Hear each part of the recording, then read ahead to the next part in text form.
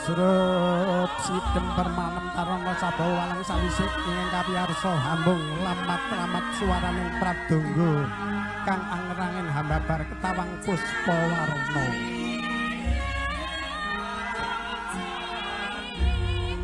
Ana gondo aru mengkati ping samirana mandya.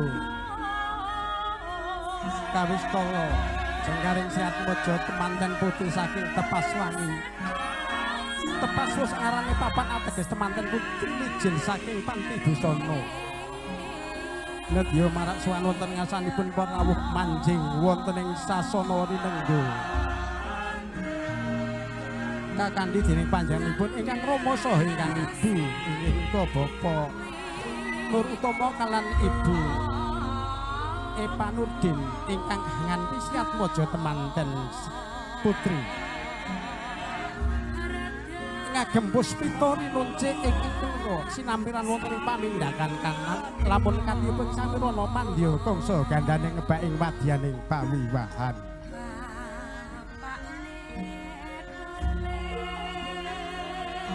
Endah edining busana ngimbi gandes luwes solah dawane. Lamun Cinandra ical sipating jalma sawantah panyayah widodari saking kayangan kang temurun wonten ngecopoto hanjak wonten angganipun Dihayu Sriat Mojo temanten putri. Sriat Mojo temanten putri anggenipun lumaksana katingal lengkeh pindho singa lupa. Sapecak mengo satindak kendel. Saya dangu saya caket tindakipun Sriat Mojo temanten putri. Tumuju wonten ing sasana rinengga pinggah wonten setinggil Dinaturata. Dumateng ingkang bapa sa ibu kanthi lulunan anglenggahaken Sriat Mojo temanten putri wonten ing sasana rinengga. Sampun dumugi udan ingkang tinuju Sriat Mojo temanten putri lenggah wonten ing dambar kecana. Ingkang saestune badhe anetepi darman gesang. Para rawuh saha lenggah paripurna titi laksana upacara lampahipun Sriat Mojo temanten putri wonten ing sasana rinengga. Kalajengaken lampahipun Sriat Mojo temanten kakung saking panti panorman tumuju wonten sangandhaping Tawingwara. Dumateng pranata swara kakantos gendhengipun ladran slamet Mas. Kasigek gantos ladran slamet. Dumateng panjenenganipun ingkang hasta Sekar Mayang Sriat Mojo temanten kakung saha pangomjongipun kula aturi samapting ganti saiki ing diri lumampah kanthi lulunan kadhet lagon gending ladran wilujeng.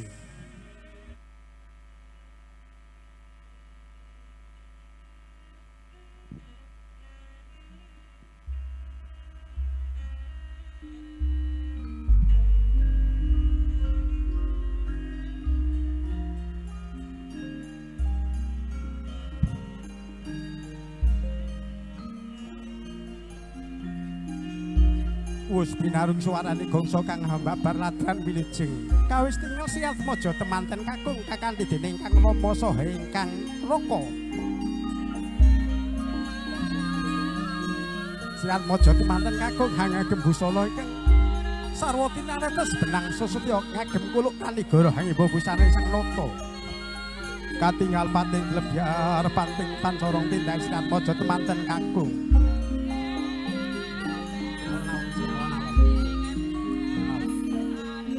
Katingalan daram belapar tindakipun Sriat Mojo temanten kakung kadherekaken dumateng para sanak kadang pamulan mitra. Kanthi luluranggil mas menawa nyuwun sing Gusti ingkang murbing dumadi muga tansah panggih kawilujengan kalis ing rubeda. Saya dangu saya caket tindakipun Sriat Mojo temanten kakung dumugi sangandhaping Tawingwara. Sampun dumugi ingkang ingkang tinuju Sriat Mojo temanten kakung kendel sangandhaping Tawingwara. Ing mangke rupas kuwunangun endah edining swasana. Sampun dumugi ingkang ingkang tinuju Sriat Mojo temanten kakung sangandhap Tawingwara. Kalajengaken panggihipun Sriat Mojo temanten sarimbit kagantos gending kodhok ngorek Mas.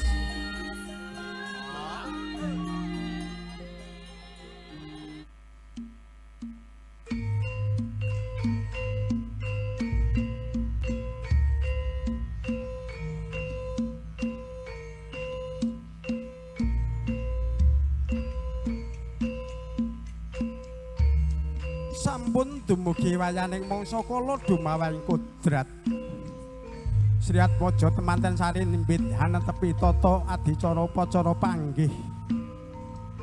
Punapa to werdinipun panggih inggih menika pangudi gambuing penggalih. Mila boten mokal lamun wonten tiyang Gusti ingkang sipat jalu lan wanedya. Ingkang sumadya netepi jare gesanghangan sing ing alam madya hamastuti ilo-ilo jaring akina. Ingkang cinandhi ing akasa jinempana ing maruta ingkang sarta mulat endah edining budaya tulus. Budaya ateges laku pangolaing budi titikanipun budaya setunggal landhep pangratipun kaping kalih tanggaping sasmita kaping 3 susila haniraga. Saya dangu saya caket tindakipun Sriat Mojo temanten sarambit gya apagut tingal tebu ing catur netra handayati pangawi bawa hambabar panunggaling nala ingkang tumanem wonten ing sanobare. Sriat Mojo temanten gya ambalang gantal dumateng temanten kakung ingkang winastan gondang kasih temanten kakung gumantos ambalang ingkang winastan gondang tutur. Gantal ingkang dumadi saking suruh kang lininting tinang sulan nawilnang werdinipun suruh lamun dinulu beda lupah laman kurepe yen ginigit tunggal rasane. Salajengipun Sriat Mojo temanten putih ngaturaken sembah sungkem dumateng Sriat Mojo temanten kakung pratandha atur sembah sungkem dumateng temanten kakung kunjuk dumateng ingkang raka tansah sumarah pasrah dumateng ngarsanipun Gusti. Sinten kang kepareng manggihaken Sriat Mojo temanten putri inggih menika Ibu Dewi Pra ingkang katingal tatas titis terang terwaca mboten sasapsip anggenipun meratilaken lampahipun panggih Sriat Mojo temanten datrasar wanudya ingkang indah sulistyaning warni. Wanudya ingkang sampun kebat seprapat riwat mila mboten mokal lamun dinulu mboten wonten ingkang nguciwani sedaya sampun katingal tatas titis terang terwaca. Gumantos ijol kembang mayang katukaraken pratandha sampun tinampi anggenipun panggih Sriat Mojo temanten kalajengaken Ibu Dewi Pra anggenipun matek aji puja mantra manunggalaken Sriat Mojo temanten sarimbit sageta manunggal dados tunggal. Sriat Mojo temanten putri gya lenggah sesibukan ngaturake sembah sungkem dumateng Sriat Mojo temanten kakung.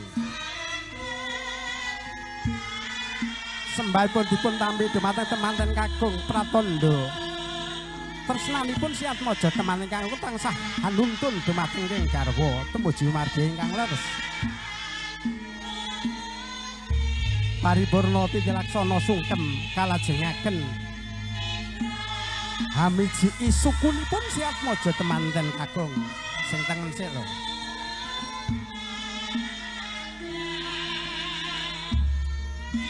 Midak kok sik ndoke dipijak. Sriat Mojo temanten kakung amidak hantika kapidak bismillahirrahmanirrahim.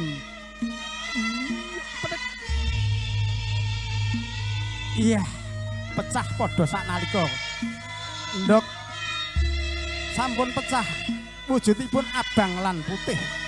Pratandha mertilaken Sriat Mojo temanten sarimbit sampun dipun wenangaken hanurunaken wiji turun. Sriat Mojo temanten kakung lajeng kawiji utawi suceni sukunipun. Anggenipun nyucen ngangge tirta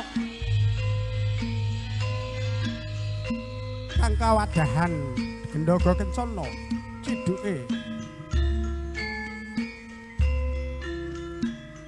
anggambaraken Sriat Mojo temanten kakung anggenipun dipun wiji sukunipun supados resik penggalihipun anggenipun lemaksana tansah kebak ing pangati-ati.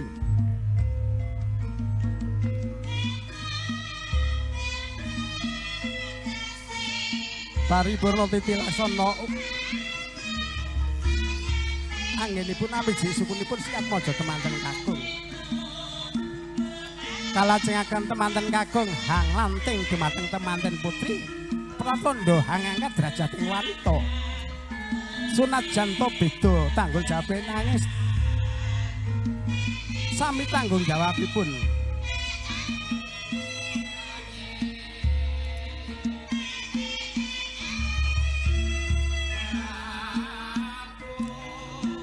Sampun paripurna Titi Laksana panggihipun Siatmaja temanten sarimbit kalajengaken Siatmaja temanten tansah dipun emban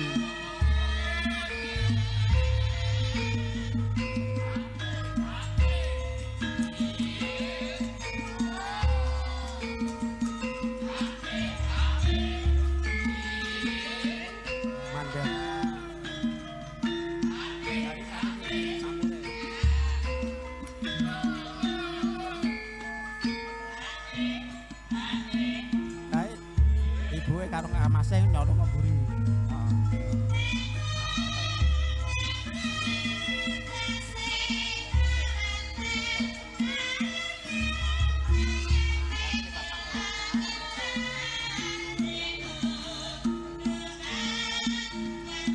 Sampun paripurna Titi Laksana panggihipun Sang temanten sarimbit kalajengaken sinemban sindur dening Kang Rama saha Ibu minggah wonten ing satinggil Binaturata. Inggih wonten papan sasana rinengga.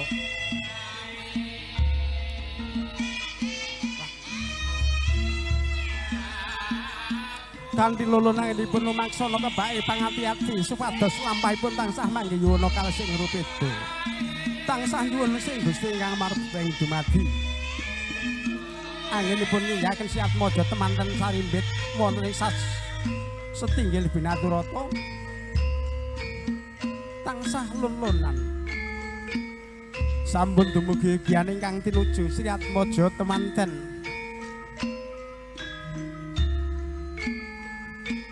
lajeng kalenggahaken wonten ing sasana Sudatama. Saderipun kalenggahaken menika dipun lantenaken adicara sungkeman.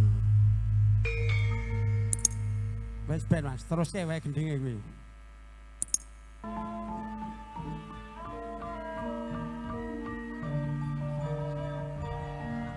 Ibuke temanten kakung malah mlayu ning ndi karo Kang Mas Eman. Waduh.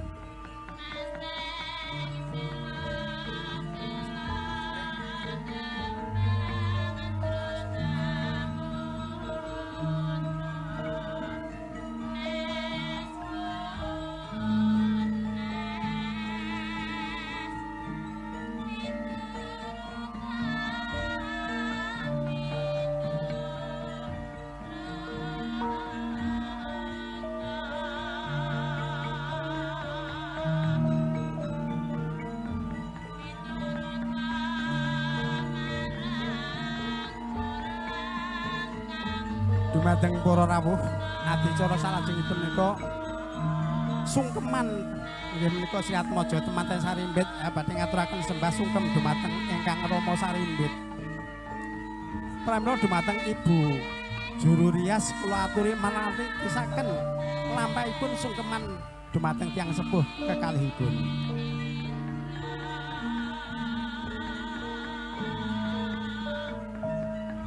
Siatmaja temanten putri badhe ngaturaken sembah sungkem dumateng ingkang Rama saha ingkang Ibu.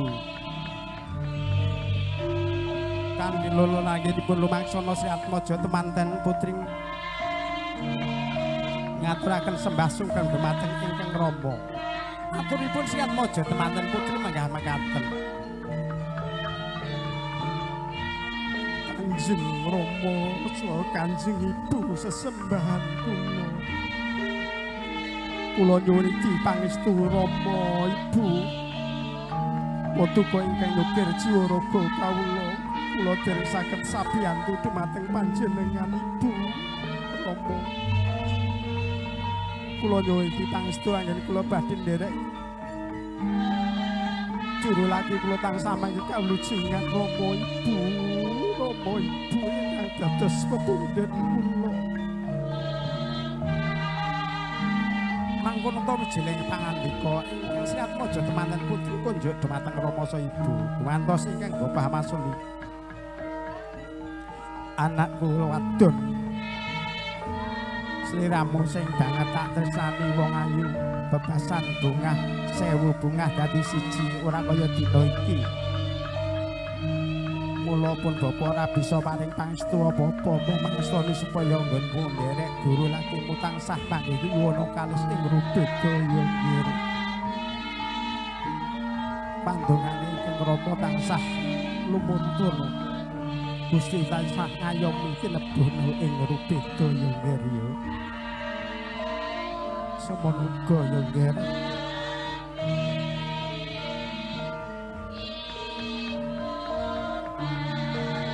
atur sembah sangrenipun siat mojo temanten putri tinampi dening ingkang Rama paripurna titi laksana upacara sangrenipun siat mojo temanten putri kunjuk dumateng ingkang Rama ingkang Ibu gumantos ngaturaken sembah sungkem dumateng ingkang Rama ibunipun siat mojo temanten kakung kanthi lulunan Ibu Juru Rias anggenipun malah titisaken sinangsa lumampah lulunan katingal tatas titis terang terwaca boten-boten ingkang hangujiwan mangkono to wijiling pangandika siat mojo temanten kakung kunjuk dumateng Ibu Kanjeng Ibu sesembahan kula Ibu paduka ingkang dados pertapan kula boten saged mbales napa-napa Udal punika kula nyuwun pangestu panjenengan Ibu. Mugi anggen kula netepi jurungan. Netepi jerake sang tansah mangke kablejengan Ibu pangestu panjenengan ingkang kula suwun Ibu. Mangkono wijining pangandika siya aja temanten kakung kunjuk dumateng Ibu. Ingkang Ibu Amasuli. Anakku lanang, anakku wadon saklorun sing banget tak tresnani. Atur sembah sungkemmu tak tampa yen yen nduk ya. Wong ibu wong bodho ora bisa mangestani apa-apa. Muga tak dongake bisa lestari widodo nggonmu bodho omah-omah. Kuwat nampa pacoban yen yen.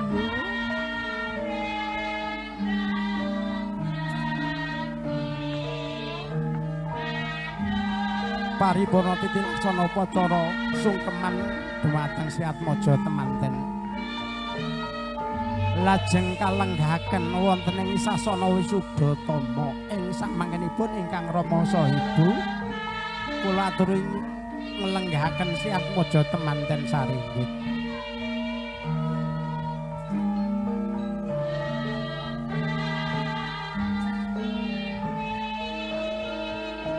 Kawis tinggal Siat Mojo temanten sampun kalenggahaken wonten sasana Wisudhatama pratandha sampun kajumenengaken dados raja sedina Rabu sedalu. Menapa to panjenenganipun Siat Mojo temanten sarimbit ing wekdal menika badhe dipun pinangkani. Titi laksana upacara sungkeman sampun paripurna kalajengaken adicara kacar kucur.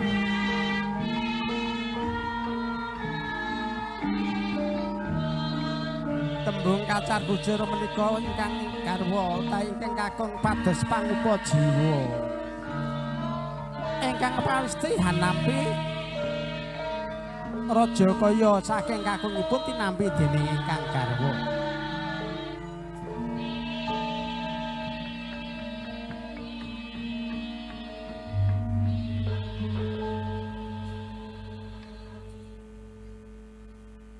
Terus wae Mas, terus wae. Dumateng rawuh menika tandha kacar kucur ingkang sampun tindakaken Siat Mojo temanten sarimbit tinampi dening Siat Mojo temanten putri. Meratelaken nampi raja kaya ingkang dipun kasilaken dening garwa tinampi dening ingkang putrinipun. Raos tandha syukur dumateng asanipun Gusti ingkang mremping dumadi. Sinaosa sekedhik rumaos cekap apa maneh bilih kathah rumaos bombong birawaning manah. sak sampunipun tinampi dening Kang Garwa lajeng kacar kucur dipun simpen wonten salebetipun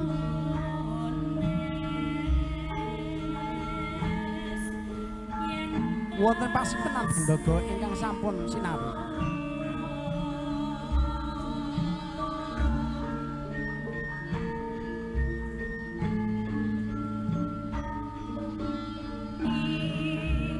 Paripurna titi laksana kacar kucur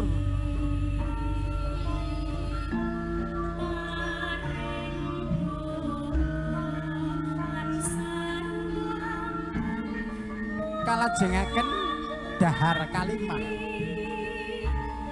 Tembung dahar menika mangan, kalimah menika sepindah. Ingkang katidik katingal tumpeng hanggambaraken metune lempeng mlebune ya kenceng. Najan nek gawe bengkong ning karepe kenceng tetep dadi kekarepane. Dahar sepisan pratandha kangge pengemetimut wareg sak lawase. Mila anggenipun netepi jare gesang anggenipun nglampahi mawa tansah nyuwun dumateng asmanipun Gusti tansah pinayungan karaharjan. Dipun daharaken awalan bismillahirrahmanirrahim tinampi Sriyatmaja teman sanimit sami dahar sesarengan. Paripurna titi laksana daharipun kalajengaken kunjuk tirta wening.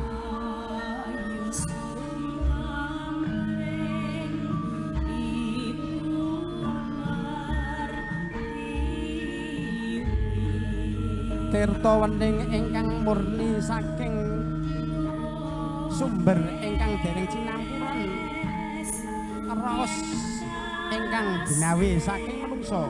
Pratandha menika tasih suci laur batesipun Sriyatmaja temanten. Pratandha menika tasih nggambaraken tirta banyu wening menika bening. Kalajengaken dahar ingkang winastan menika ulam lembaran. Ulam menika dipunwastani iwak lembaran utuh. Sriyatmaja temanten tasih utuh laur batesipun ingkang samangke badhepun dahar sanapati pecah saking prangos kanthi witan dipun tarik bismillahirrahmanirrahim. Wah, isih masak isih mateng ya.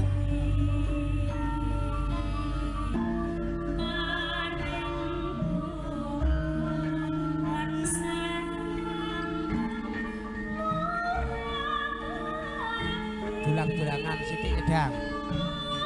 Nah, dirasake nang Nduk. Bismillahirrahmanirrahim. Nah. Paripurna titi laksana dahar ulam lembaran pratitis pratandha sampun paripurna adicara panggihipun pisang temanten. Saking pupu Madyawasana anggenipun nindakaken Ibu Juru Rias tasah atas titis terang terwaca mboten wonten ingkang muciwani. Mila dumateng para rawuh kados anggen kula ngacarai sampun paripurna. Benih wonten kiranganipun kula tansah nyuwun lumutring samudra pangapunten ingkang hakathah. Awit menika endahing budaya ingkang lumampah wonten ing Pulo Jawa tansah dipun uri-uri. Pramila saking kula singgah semanten. Kula cekapi wabillahi taufik wal hidayah. Wassalamualaikum warahmatullahi wabarakatuh. Dumateng juru panghibur kula sumangga lajengaken hiburanipun. Nuwun. Sampun Mas dipun sigek mawon.